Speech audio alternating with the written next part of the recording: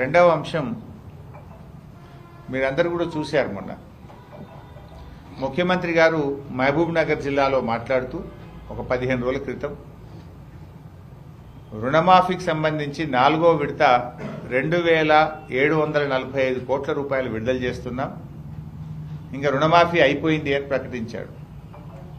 సరే, అది కాలే. ఫస్ట్ ఆఫ్ ఆల్ 2 లక్షల లోపు కూడా చాలా మందికి ఇంకా రుణమాఫీ కాలేదు. 31 రకాల సాకులు పెట్టి రుణమాఫీ చేయలేదు. 2 లక్షల పైన ఉన్నోళ్ళదైతే ఇంకా స్టార్టే చేయలేదు. ఆయన ఇంకా ప్రారంభించలేదు. ఇన్నే చెప్పిండు, తొందరగా ఉరికి డబ్బులు కట్టుండ్రి, 2 లక్షల మీద ఉన్నోళ్ళు కడితే మీ డబ్బులు మాఫీ చేస్తామన్నారు. కొంతమంది నమ్మి అప్పులు తెచ్చి కట్టిండ్రు, వాళ్ళకి ఇంతవరకు డబ్బులు పడలేదు. అయితే అసలు విషయం ఏంటంటే, మన ముఖ్యమంత్రి గారు చెప్పిన 2745 కోట్లలో మన సంగారెడ్డి జిల్లాకు కూడా 110 కోట్లు రావాల్సి ఉంది. ఇంతవరకు ఆ డబ్బులు రైతుల అకౌంట్లలో పడలేదు. రాష్ట్రంలో పడలేదు, సంగారెడ్డి జిల్లాలో కూడా పడలేదు. ముఖ్యమంత్రిని డబ్బులు విడుదల చేసినా రుణమాఫీ అయిపోయిందని చెప్పి 15 రోజులైనా ఇంతవరకు రైతుల అకౌంట్లలో డబ్బులు పడలేదు. అధికారులు నిలదీస్తున్నారు. ముఖ్యమంత్రి చెప్పిండు కదా ఇంకెందుకు పడలేదని స్థానిక అధికారులను రైతులు నిలదీస్తున్నారు. సో తక్షణమే ఈ 2745 కోట్లు రైతుల అకౌంట్లలో జమ చేయాలని, రుణమాఫీ మొత్తం లీడ్ బ్యాంక్ చెప్పిన విధంగా 49,000 కోట్ల రూపాయలు ప్రతి రైతుకు రుణమాఫీని పూర్తి చేయాలని చెప్పి కూడా కోరాం. ఇక మూడో విషయం వచ్చేసి, కేసీఆర్ గారు ఉండగా రాష్ట్రంలోని అన్ని చెరువుల్లో కుంటల్లో ఉచితంగా చేప పిల్లలు వేసేవారు. మన సంగారెడ్డి జిల్లాలో 1073 చెరువులు కుంటలు ఉన్నాయి. 1073. ప్రతి సంవత్సరం కూడా నేనే జిల్లా మంత్రిగా ఇక్కడికి వచ్చేవాడిని. అక్టోబర్ నెల వరకు, దసరా పండుగ వరకే ఆల్మోస్ట్ అన్ని చెరువులు కుంటల్లో మేము చేప పిల్లలు వేశాం.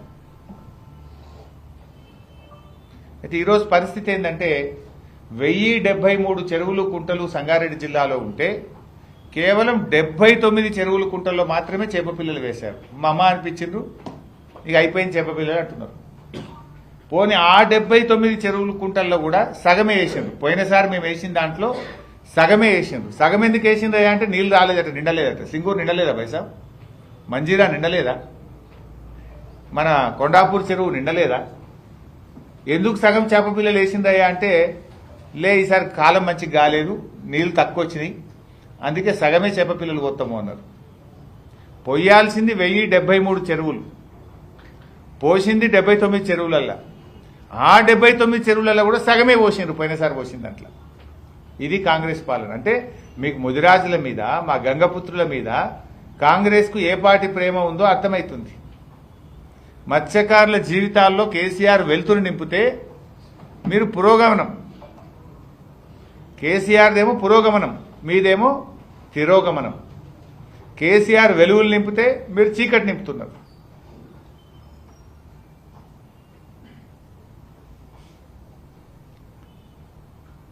గతం కంటే మీరు బాగా చేస్తారా? ఉన్న కార్యక్రమాలు రద్దు చేస్తారా? 1073 చెరువుల్లో మేము గతంలో వేస్తే ఈసారి మీరు వేసింది 79 చెరువులే. ఇంత అన్యాయం చూడండి. ఆల్మోస్ట్ డిసెంబర్ నెలలో ఉన్నాం ఇప్పుడు. ఆ వేసిన 79 సగమే వేసింది. సో మేము ప్రభుత్వం దృష్టికి తీసుకుపోయి రాష్ట్రంలో మరియు మన జిల్లాలో మొత్తం చెరువులలో కూడా చేప పిల్లలు వెంటనే వేయాలని చెప్పి ఈరోజు మేము కలెక్టర్ గారికి ఇచ్చిన మెమోరాండంలో చెప్పడం జరిగింది.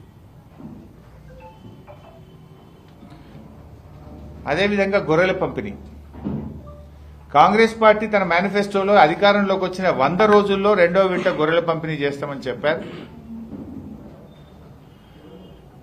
కానీ అది కూడా చేయడం లేదు. డీడీలు వాపసిస్తామన్నారు. ఆ డీడీలు కూడా ఇంకా 128 డీడీలు జిల్లాలో పెండింగ్లో ఉన్నాయి.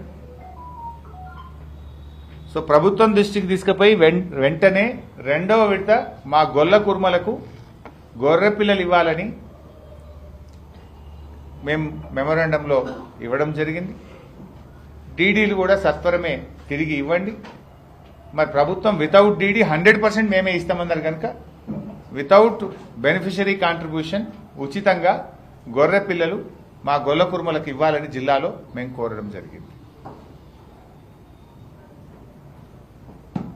వీటితో పాటు ఇంకొక 5 మన నియోజకవర్గానికి సంబంధించిన ఇష్యూస్ కూడా ఉండే.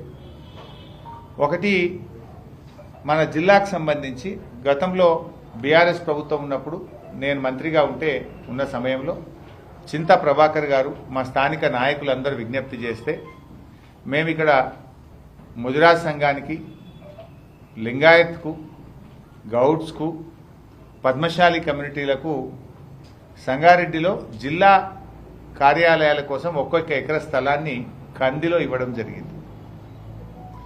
4 major communities Mudiraj, Lingayat, Gouds and Padmashali ఒక్కొక్కరికి 1 ఎకరం స్థలంతో పాటు 25 లక్షల రూపాయల డబ్బు కూడా అప్పుడు మేము శాంక్షన్ ఇచ్చాం. ఈ ప్రభుత్వం వచ్చి టెండర్లు కూడా అయినాయి. ఈ ప్రభుత్వం వచ్చినాక అక్కడ పనులు జరపడం లేదు. ఆ భూములు వెనక్కి తీసుకోవాలని చూస్తూ ఉన్నారు.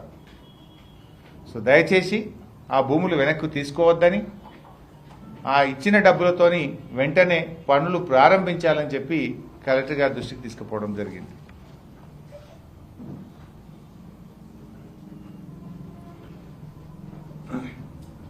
అదేవిధంగా సంగారెడ్డి నియోజకవర్గం, జహీరాబాద్ నియోజకవర్గం, Sangareddy, Zaheerabad SDF and MRR special development fund maintenance of rural roads దాని కింద చాలా డబ్బులు గతంలో శాంక్షన్ అయినాయి.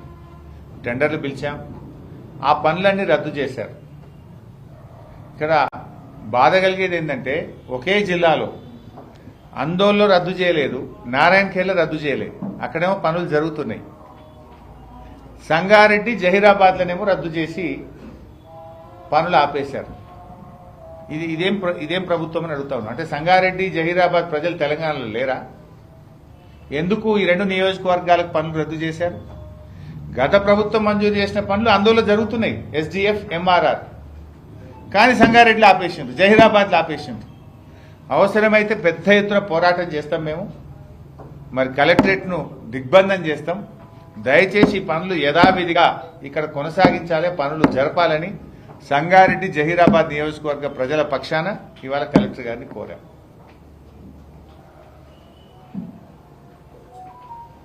అదేవిధంగా సంగారెడ్డి, సదాశివపేటలో కేసీఆర్ గారు వెజ్, నాన్ వెజ్ మార్కెట్స్ మంజూరు చేశారు. దాదాపు 3 కోట్ల 4 కోట్ల రూపాయల పని అయింది.